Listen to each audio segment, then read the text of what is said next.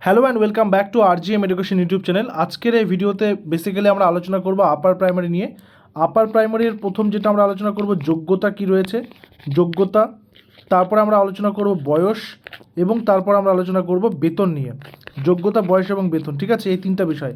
এই যোগ্যতা এবং বয়স নিয়ে সবচেয়ে বেশি লাস্ট কয়েকদিন ধরে তোমরা কমেন্ট করেছো, আমি প্রত্যেকের কমেন্ট পড়ছি। কমেন্ট পরে দেখা গেছে যোগ্যতা এবং বয়স নিয়ে তোমাদের মধ্যে সবথেকে বেশি ডাউট রয়েছে এবং এই কোশ্চেনটা বারবার তোমরা করছো, তো এটা নিয়ে আলোচনা করব। আচ্ছা, প্রথমে একবার বেতনটা দেখে নিই। আপার প্রাইমারি সেকশনে বেতনের কী পরিকাঠামো রয়েছে দেখো। এবার যারা জয়েন করতে চলেছে তাদের সিস্টেম অনুযায়ী বলছি, তাদের পে লেভেল 11 রয়েছে। নিউ বেসিক পে তাদের হচ্ছে 33,400, এটা বেসিক পে। তারপর তার সাথে এইচআরে যুক্ত হবে 12% অফ বেসিক পে, এটা তোমরা প্রত্যেকে জানো। 12% অফ বেসিক পে, যেটা 4,008 টাকা, এবং মেডিকেলের জন্য অ্যালায়েন্স থাকবে প্রতি মাসে 500 টাকা। আর ডিএ, যেটা 14% ডিএ অ্যানাউন্স হয়েছে, সেই 14% ডিএর পরিমাণটা হচ্ছে, এটা বেসিক পের উপরে ডিএর পার্সেন্টেজটা হয় 4,676 টাকা।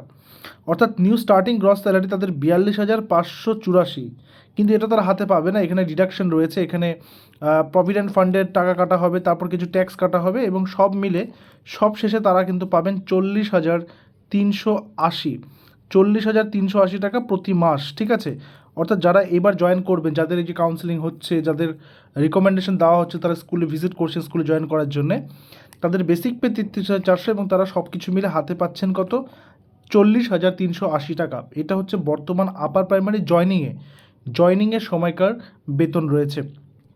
আচ্ছা, এবার বলি যে আপার প্রাইমারির যোগ্যতা বা কোয়ালিফিকেশান। আমরা যে যোগ্যতার কথাটা বলছি আপার প্রাইমারি পরীক্ষাতে বসার জন্য প্রয়োজন, সেই যোগ্যতাটা কী? যোগ্যতা মানকে আমরা দুটো ভাগে ভাগ করব।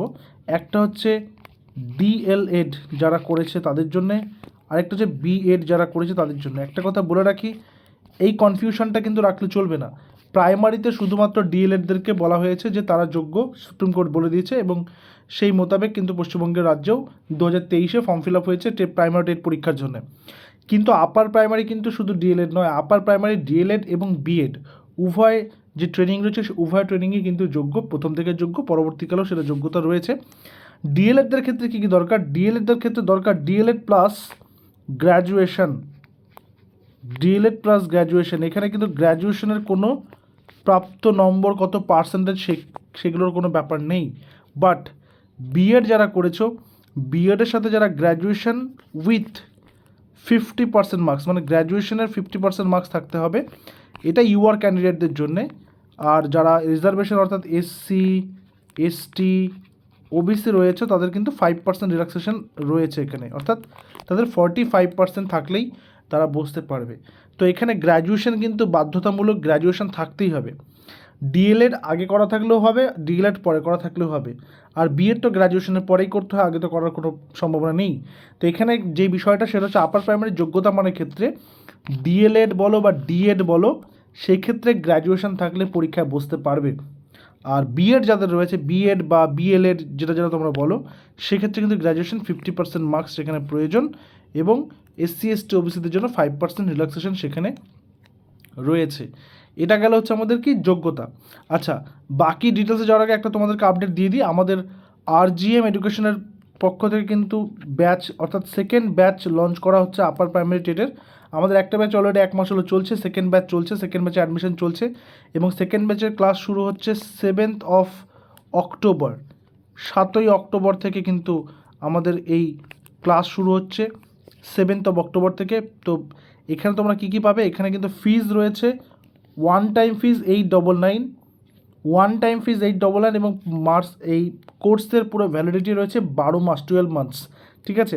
আজকেই তোমরা কিন্তু অ্যাডমিশন নিয়ে নিতে পারবে। আমাদের অফিসিয়াল হোয়াটসঅ্যাপ নাম্বার 9564345236, এখানে তোমরা যোগাযোগ করবে। আপার প্রাইমারি কথাটা লিখে হোয়াটসঅ্যাপ করলে তোমাদেরকে সমস্ত ব্যাচের ডিটেলস করানো হবে, যেখানে কম্পালসারি সাবজেক্ট সিডিপি বাংলা ইংরেজি সকলের জন্য, এবং যারা সায়েন্স স্ট্রিমে তাদের জন্য বিজ্ঞান আর গণিত, এবং যারা আর্টস স্ট্রিমে তাদের জন্য সোশ্যাল স্টাডিজ, যার মধ্যে থাকবে স্ট্যাটিক জিকে, যার মধ্যে থাকবে হিস্ট্রি, জিওগ্রাফি, পলিটি, সমস্তটাই কিন্তু কভার করা হবে, ঠিক আছে। তো তোমরা অবশ্যই যোগাযোগ করে নেবে। এটা হচ্ছে আমাদের ব্যাচ, সেকেন্ড ব্যাচ কিন্তু লঞ্চ হচ্ছে আগামীকাল থেকে, অর্থাৎ 7ই অক্টোবর থেকে ক্লাসটা শুরু হচ্ছে। তাই তোমরা যারা যারা চাইছো অ্যাডমিশন নিতে, অবশ্যই অ্যাডমিশন নিয়ে নিতে পারো। 899 এটা ওয়ান টাইম ফিস, ঠিক আছে, একবারে পে করতে হবে, কোনো মান্থলি ফিস কিন্তু এখানে নেই। আচ্ছা, এবার চলে আসবো আমরা বয়স। আপার প্রাইমারির ক্ষেত্রে বয়সের কি ইয়ে রয়েছে, অর্থাৎ পরীক্ষায় বসার জন্য বয়সের কি ক্রাইটেরিয়া রয়েছে। ইউআর ক্যাটাগরি যারা রয়েছে, যারা আনরিজার্ভ, তাদের কিন্তু 18 বছর থেকে শুরু করে 40 বছর পর্যন্ত বয়স, অর্থাৎ সর্বনিম্ন 18, সর্বোচ্চ 40, এইটা হচ্ছে তাদের বয়সের ক্রাইটেরিয়া। এবার যারা এসসি, এসটি, ওবিসি বা ইডাব্লিউএস যা রয়েছে, তাদের কিন্তু ওই 5 বছর, 3 বছরের, 5 বছর, 8 বছর বা 3 বছরের কিন্তু যে ছাড়টা, সেই ছাড়টা তারা কিন্তু পাবে। বা কেউ যদি পিএইচ হয়, ঠিক আছে, সেক্ষেত্রেও কিন্তু তারা কিন্তু সেই ছাড়টা পাবে। অর্থাৎ বয়সের ক্ষেত্রে কিন্তু ইউআরদের জন্য 40 বছর সর্বোচ্চ বয়স, 18 থেকে 40, এটাই, এই নিয়মটাই ছিল। এখন আগামীতে এই 40টাকে বাড়িয়ে দেবে কি না সেটা কিন্তু এখনও পর্যন্ত জানা যাচ্ছে না, বাট 40টাই কিন্তু তাদের ন্যূনতম বয়স। আর সিলেবাসের কথা যদি বলো, সিলেবাসটা আমি বলেই দিলাম। যারা সায়েন্স ব্যাকগ্রাউন্ডের বা যারা সায়েন্স স্ট্রিমের থাকবে, তাদেরকে কী করতে হবে, তাদের সিডিপি বেঙ্গলি প্লাস ইংলিশ আর সায়েন্স অ্যান্ড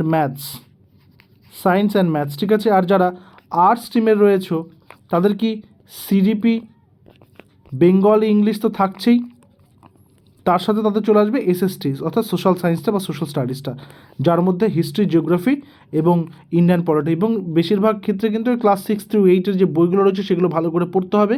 সেগুলো ভালো করে পড়লে সেখান থেকে অনেক কোয়েশ্চেনই কিন্তু তোমরা কমন পেয়ে যাবে। লাস্ট টাইম এক্সামে কিন্তু সেরকমই হয়েছে। এবং আমরা খুব শীঘ্রই আপার প্রাইমারির আগের বছর বলতে লাস্ট টাইম যে এক্সামটা হয়েছিল, সেই এক্সামের প্রিভিয়াস ইয়ার্স যেগুলো কোয়েশ্চেন্স হয় সেগুলো আমরা ডিসকাস করব, আলোচনা করব কোনটা কোন চ্যাপ্টার থেকে রয়েছে, এবং একটা বুক লিস্ট তোমাদেরকে জানিয়ে দেবো যে কোন কোন বইগুলো ভালো করে পড়তে হবে আপার প্রাইমারির ভালো করে প্রিপারেশন নেওয়ার জন্য।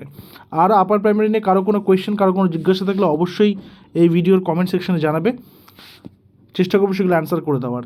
দেখা হচ্ছে পরবর্তী ক্লাসে। Till then stay connected with RGM education YouTube channel. Thank you very much.